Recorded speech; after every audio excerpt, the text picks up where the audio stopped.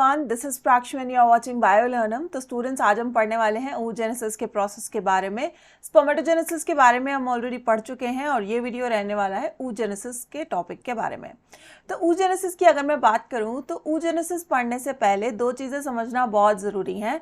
oogenesis यानी females की body के अंदर एग डेवलपमेंट का प्रोसेस। तो ये जो प्रोसेस है वो फीमेल की बॉडी के अंदर उसके बर्थ से पहले ही स्टार्ट हो जाता है, यानी कि फीमेल का अभी बर्थ भी नहीं हुआ होता, वो अपनी मदर की वूम्ब के अंदर होती है, यूट्रस के अंदर होती है, and during that stage only oogenesis का प्रोसेस बिगिन हो जाता है, स्टार्ट हो जाता है। पर ये कंप्लीट नहीं हो पाता क्योंकि इस प्रोसेस को कंप्लीट होने के लिए कुछ हार्मोन्स की ज़रूरत पड़ती है और वो हार्मोन्स बॉडी के अंदर आफ्टर प्यूबर्टी ही रिलीज होते हैं। तो इसीलिए ये प्रोसेस की कंप्लीशन प्यूबर्टी के बाद ही होती है। दूसरी चीज़ जो याद रखने की है वो ये है कि oogenesis के अंदर जब हम मियोसिस पढ़ेंगे तो इस मियोसिस के अंदर हमें अनइक्वल सेल डिवीजन देखने को मिलेगा। अनइक्वल सेल डिवीजन आप इस पर्टिकुलर फ्लो चार्ट में देख सकते हैं कि यहाँ पर जब सेल डिवाइड हो रहा है तो एक छोटा सेल बन रहा है और एक बड़ा सेल बन रहा है। ये अनइक्वल सेल डिवीजन के अंदर क्या हो रहा है, न्यूक्लियस तो बराबर डिवाइड हो रहा है, पर साइटोप्लाज्म की अगर हम बात करें तो साइटोप्लाज्म अनइक्वली डिस्ट्रीब्यूट होगा दो सेल्स के अंदर, जिसकी वजह से एक सेल छोटा बनेगा और दूसरा सेल बड़ा बनेगा। रीजन बीइंग ये जो पर्टिकुलर सेल है, इस सेल ने आगे जाकर देखो बच्चों यहाँ पर क्या बनाना है, एग बनाना है, और इस एग ने फ्यूचर में क्या करना है, एम्ब्रियो को नरिश करना है। तो एम्ब्रियो की नरिशमेंट के लिए, एम्ब्रियो की टेक केयर के लिए वो चाहता है कि उसके पास मैक्सिमम साइटोप्लाज्म कंटेंट हो। तो इस वजह से जब सेल डिवाइड करेगा तो वो न्यूक्लियस को तो आधा आधा डिवाइड कर देगा just to attain chromosomal content haploid. 23 chromosomes attain करने के लिए न्यूक्लियस तो बराबर डिवाइड होंगे, बट साइटोप्लाज्म की अगर मैं बात करूं तो साइटोप्लाज्म अनइक्वली डिस्ट्रीब्यूट होगा दो सेल्स के अंदर। तो आइए शुरू करते हैं oogenesis के प्रोसेस को इस फ्लो चार्ट के। तो शुरू करते हैं oogenesis का प्रोसेस। अगर oogenesis के प्रोसेस में मैं बात करूं तो जैसा कि मैंने अभी बताया कि oogenesis का प्रोसेस बॉडी के अंदर फीटल लाइफ में ही शुरू हो जाएगा। तो फीटल लाइफ के अंदर फीमेल की बॉडी में number of gamete mother cells are present, जिसको हम क्या बोलते हैं, oogonia बोलते हैं।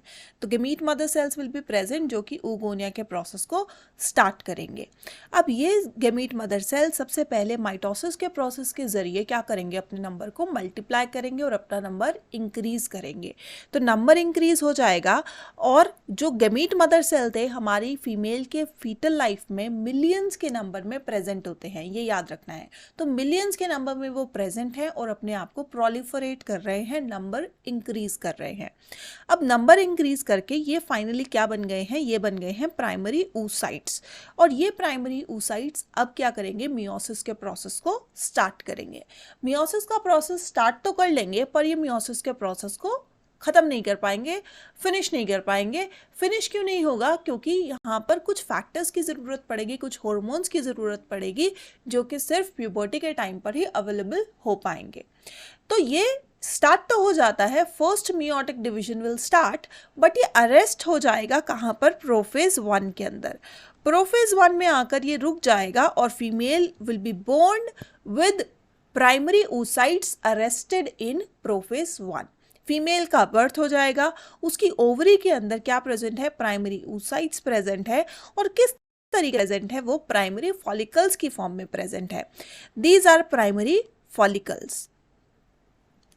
प्राइमरी फॉलिकल्स और प्राइमरी oocyte में क्या डिफरेंस है, प्राइमरी oocyte जब फॉलिकल सेल्स से सराउंड हो जाता है, follicle cells are granulosa cells, जब उससे वो सराउंड हो जाएगा तो हम उसको बोलेंगे प्राइमरी फॉलिकल। अब प्राइमरी फॉलिकल के नंबर की अगर मैं बात करूं, फीमेल के बर्थ के बाद वो नंबर धीरे धीरे डिक्रीज होना शुरू हो जाता है। डिक्रीज होते होते वो लगभग 60,000 से 80,000 के करीब पहुंच जाता है।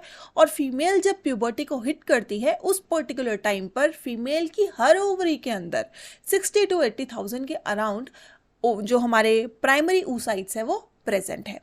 अब फीमेल प्यूबर्टी अटेन कर चुकी है तो अब आगे का प्रोसेस यानी मियोसिस 1 अब कंप्लीट होगा।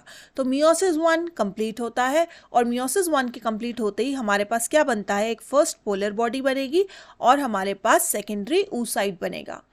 जो हमारी पोलर बॉडी है वो साइज में छोटी है और जो हमारा प्राइमरी सेकेंडरी oocyte है वो साइज में बड़ा है। ठीक है, तो प्राइमरी जो हमारा पोलर बॉडी है उसका एज सच कोई सिग्निफिकेंट रोल नहीं है और वो आगे जाकर डीजनरेट हो जाएगी और सेकेंडरी oocyte हमारा आगे की तरफ काम करेगा। तो सेकेंडरी oocyte की बात करूं ओवरी में वो किस तरीके से प्रेजेंट है, तो सेकेंडरी oocyte यहाँ पर टर्शरी फॉलिकल के अंदर प्रेजेंट है। जो प्राइमरी फॉलिकल था वो धीरे धीरे उसने अपने साइज को इंक्रीज किया, वो बना सेकेंडरी फॉलिकल और फिर वो बना टर्शरी फॉलिकल और इस टर्शरी फॉलिकल के अंदर क्या प्रेजेंट है, सेकेंडरी oocyte प्रेजेंट है जो कि अपना मियोसिस 1 कंप्लीट कर चुका है। अब ये सेकेंडरी oocyte अपने आगे के प्रोसेस को कंप्लीट करेगा। उससे पहले क्या होगा, this tertiary follicle will change into Graafian follicle. Graafian follicle और टर्शरी फॉलिकल में दो अंतर हैं। पहला अंतर यह है कि इसके सराउंडिंग में एक लेयर है जिसको हम बोलते हैं जोना पेल्यूसिडा और दूसरा इसका डिफरेंस ये है कि इसके अंदर एक फ्लूइड फिल्ड कैविटी है जिसको हम बोलते हैं एंट्रम। अब क्योंकि प्यूबर्टी अचीव हो चुकी है, मेंस्ट्रुअल साइकिल चल रहा है, तो मेंस्ट्रुअल साइकिल के 14th डे पर फीमेल की हर ओवरी में से, हर ovary means alternatively it is occurring, एक ओवरी से एक बार और दूसरी ओवरी से दूसरी बार। तो इस तरीके से ओवरी में से क्या रिलीज होगा, हमारा सेकेंडरी oocyte रिलीज होगा और इस प्रोसेस को हम बोलते हैं ओव्यूलेशन। तो ओव्यूलेशन का प्रोसेस जो होगा वो 14th डे पर होगा, मेंस्ट्रुअल साइकिल के मिड में होगा। तो ये क्या हो गया, ओवरी में से रिलीज हो गया। तो मियोसिस 1 के कंप्लीट होते ही ओवरी में से रिलीज हो चुका है। अब मियोसिस 2 ओवरी के बाहर कंप्लीट होगा। तो ओवरी के बाहर अब ये जा चुका है, कहाँ पर एंटर करेगा, ये फिलोपियन ट्यूब में एंटर करेगा। फिलोपियन ट्यूब के थ्रू ये यूट्रस के अंदर एंटर करने की कोशिश करेगा। तो फिलोपियन ट्यूब में जब ये एंटर कर रहा है तो मियोसिस 2 अब यहाँ पर कंप्लीट होना शुरू होगा। सो मियोसिस 2 जब स्टार्ट होता है तो मियोसिस 2 के अंदर आएगी एनाफेज, देन मेटाफेज और मेटाफेज पे आकर ये फिर से अरेस्ट हो जाएगा। तो देख सकते हो इस पर्टिकुलर पिक्चर के अंदर मेटाफेजिक प्लेट पर क्रोमोसोम्स अलाइंड है। मेटाफेज के अंदर क्या होता है, सेल के मिड में क्या होता है, मेटाफेजिक प्लेट फॉर्म हो जाती है और उस मेटाफिजिक प्लेट के अराउंड क्रोमोसोम अपने आप को अलाइन कर लेते हैं। अब यहाँ पर फिर से अरेस्ट हो गया है और ये कंप्लीट कब होगा, जब इसका एनकाउंटर स्पर्म के साथ होगा। जब इसकी मीटिंग स्पर्म के साथ होगी, स्पर्म के कांटेक्ट में आएगा, सिर्फ तभी ये मियोसिस 2 को कंप्लीट कर सकता है। इन केस ये स्पर्म के कांटेक्ट में आ जाता है तो मियोसिस 2 यहाँ पर कंप्लीट हो जाएगा और मियोसिस 2 के कंप्लीट होते ही हमारे पास देख सकते हो इस पर्टिकुलर सेल के अंदर दो न्यूक्लियस हैं, एक हमारे ओवम का न्यूक्लियस है और दूसरा हमारे स्पर्म का न्यूक्लियस है। तो ये सारे काम जब हो रहा है तो इधर क्रोमोसोमल कंटेंट की अगर मैं बात करूं तो प्राइमरी oocyte कहाँ है, के अंदर क्रोमोसोमल कंटेंट कितना है, 46। अगर मैं सेकेंडरी oocyte की बात करूं तो मियोसिस 1 हो गया, यहाँ पर 23 है और हमारे ओवम के अंदर भी 23 है।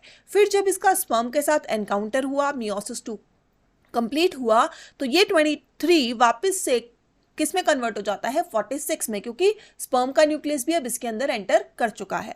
तो इन केस फर्टिलाइजेशन नहीं होता है, सपोज स्पर्म के साथ इसका एनकाउंटर नहीं होता है, तब क्या होगा, तो मियोसिस 2 कंप्लीट नहीं होगा और मियोसिस 2 कंप्लीट हुए बिना ही मेंस्ट्रुएशन का प्रोसेस होगा, क्योंकि फर्टिलाइजेशन तो हुआ नहीं। और इस मेंस्ट्रुअल फ्लो के अंदर हमारा सेकेंडरी oocyte जो कि अरेस्टेड है मेटाफेज 2 के अंदर, वो क्या होगा, मेंसेस के अंदर रिलीज हो जाएगा।